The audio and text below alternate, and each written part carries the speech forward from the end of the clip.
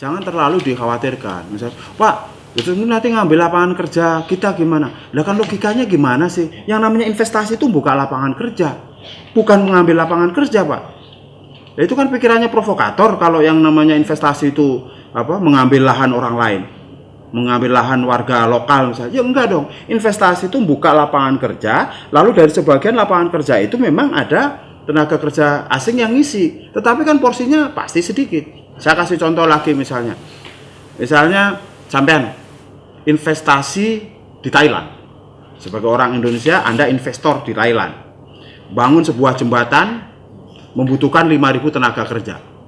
Saya tanya misalnya, Anda mungkin nggak bawa 5.000 orang Indonesia ke Thailand?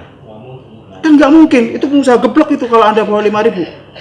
Ya kan? Nah, tetapi Anda juga nggak mungkin untuk tidak bawa sama sekali orang Indonesia kan. Nah, mungkin dari 5.000 itu katakanlah Anda bawa 100 atau 200 orang Indonesia nanti untuk mensupervisi soal kualitasnya, mungkin nanti mengontrol soal timingnya dan lain sebagainya. Nah, tapi sisanya kalau tadi 5.000 misalnya Anda bawa 200 orang Indonesia, yang 4.800 itu berarti orang Thailandnya kan.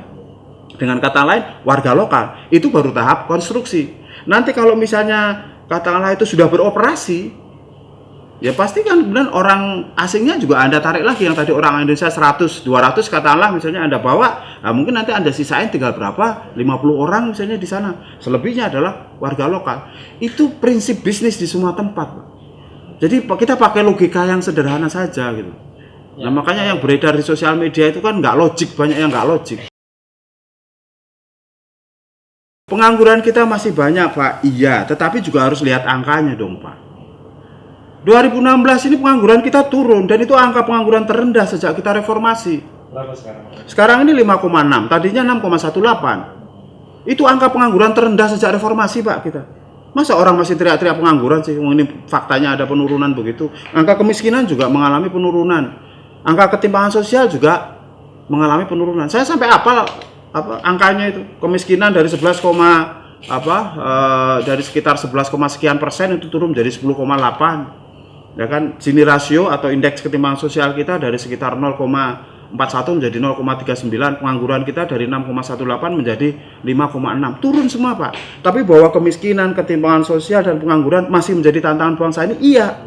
Tetapi lihat faktanya juga dong. Pemerintah ini sudah kerja keras dan ini hasilnya adalah turun secara statistik. Jadi jangan diolah-olah yang enggak sesuai faktanya gitu. Makanya saya bilang kekhawatiran itu boleh, tetapi jangan berlebihan. Karena kalau kekhawatirannya itu berlebihan, Pak, itu menutup pikiran, itu menutup hati. Tapi kalau kita khawatir dalam pengertian yang positif, artinya apa? Kita harus tingkatkan daya saing kita. Sehingga ini kita bisa bersaing dengan tenaga kerja dari manapun asalnya. Dan saya percaya orang kita ini punya potensi dan kemampuan yang luar biasa. Nah, kalau ini terus kita dorong dengan semangat yang lebih positif, dengan semangat untuk bisa terus optimis, kita ini bisa menjadi bangsa pemenang gitu. Tapi kalau tiap hari ditakut-takutin melulu, Pak, kita ini menjadi bangsa katak dalam tempurung. Karena problem terbesar dari tenaga kerja kita ini, Pak, itu bukan lapangan kerjanya, tapi mismatch-nya. Itu problem terbesar di kita ini. Saya kasih contoh mismatch aja, yang saya masih ingat angkanya. Misalnya di perguruan tinggi agama Islam, itu tempat Anda dan tempat saya sekolah kan. Itu jurusan PAI, Pak. Itu demand di pasar kerja, itu 3.500 per tahun. Mau tahu produksinya? Yang diproduksi oleh perguruan tinggi agama Islam di Indonesia ini 35.000, Pak, per tahun.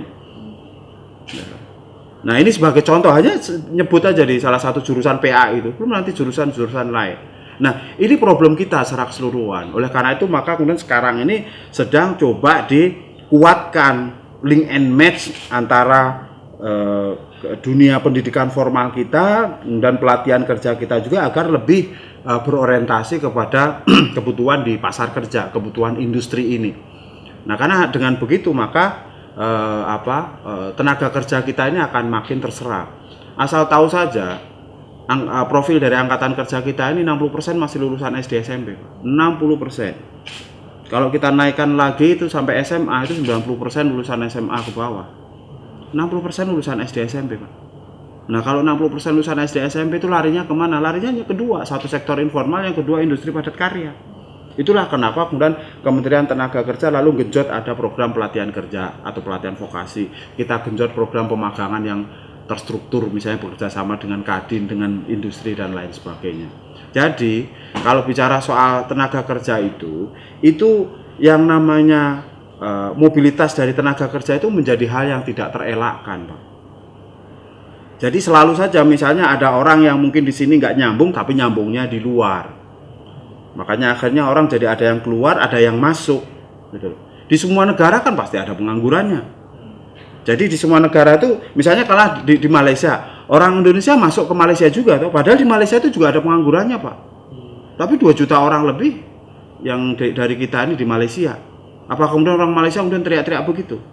Kan enggak ya, karena itu bagian dari keniscayaan mobilitas orang di tengah dunia yang semakin terintegrasi itu. Yang terpenting adalah bagaimana agar kita secara bersama-sama, baik itu pemerintah, kemudian dunia usaha dan masyarakat sipil ini sama-sama mendorong agar kualitas dari tenaga kerja kita ini menjadi lebih baik dan lebih kompetitif di pasar kerja. Sekitar 6,5 jutaan. Mereka berada di mana, Pak? Di mana di seluruh negara ada 100 berapa, ada sekitar 143 negara atau berapa saya lupa persisnya.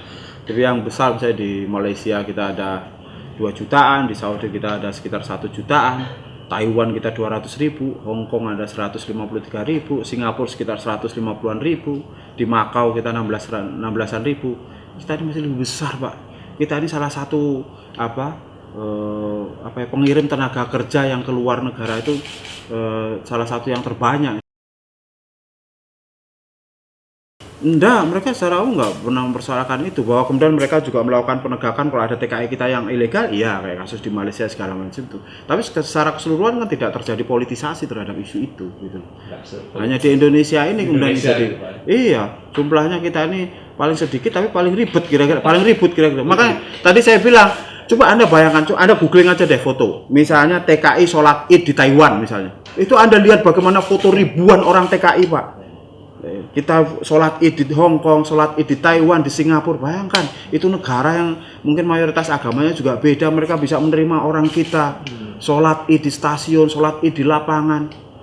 Kita mikir begitu juga lah. Makanya saya ingin ngajak untuk soalnya kita lihat fair gitu loh, jangan sampai kita ini nggak mau terima orang tapi orang kita banyak keluar dan segala macam. Ini konsekuensi dari dunia yang makin terintegrasi lah.